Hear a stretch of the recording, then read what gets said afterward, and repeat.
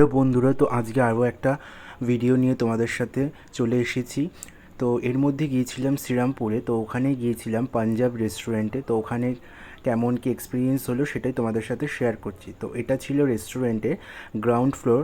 আর এখানে যেহেতু পাঞ্জাব রেস্টুরেন্ট, পুরো থিমটাই ছিল পাঞ্জাবি।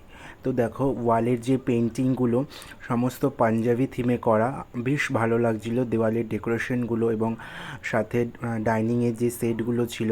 তারপরে এখানে একটা ওপেন মকটেল কাউন্টার ছিল, খুব সুন্দর ডেকোরেশন করা ছিল। আর বসার জায়গাগুলো বেশ ভালো ছিল। এখানে 4 টেবিল ছিল, 6 টেবিল ছিল, 10 টেবিলও ছিল। তো বেশ ভালোই ছিল বসার জায়গাগুলো। আর তারপরে আমরা এখানে একটা বেশ বসার জায়গা দেখে বসে পড়লাম। তো আমরা ফার্স্টে অর্ডার করেছিলাম স্টার্টারে বেবিকর্ন। তো বেবিকর্নটা মানে আমরা যতটা ভালো ভেবেছিলাম যে এখানে রেস্টুরেন্টের অ্যাম্বিয়েন্স দেখে, বাট ফুড কোয়ালিটি খুব একটা ভালো ছিল না। আমি এখানে 10-এ 7 দেবো, কারণ আমারও খুব একটা ভালো লাগেনি।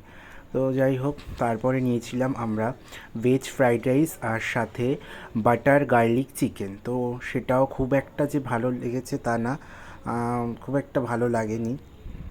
প্রাইস ঠিকঠাক ছিল, বাট খাবারের কোয়ালিটি খুব একটা ভালো ছিল না। আমার খাবার কোনোটাই ভালো লাগেনি সেই রকমভাবে।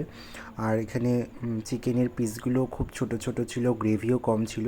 তো যাই হোক, এই রেস্টুরেন্টটা হলো শ্রীরামপুরে। তোমরা যদি শ্রীরামপুরের ত্রিবেণী শপিং মলে যাও, তার অপোজিটেই রয়েছে এই রেস্টুরেন্টটা, এখানে শ্রীরামপুরেই।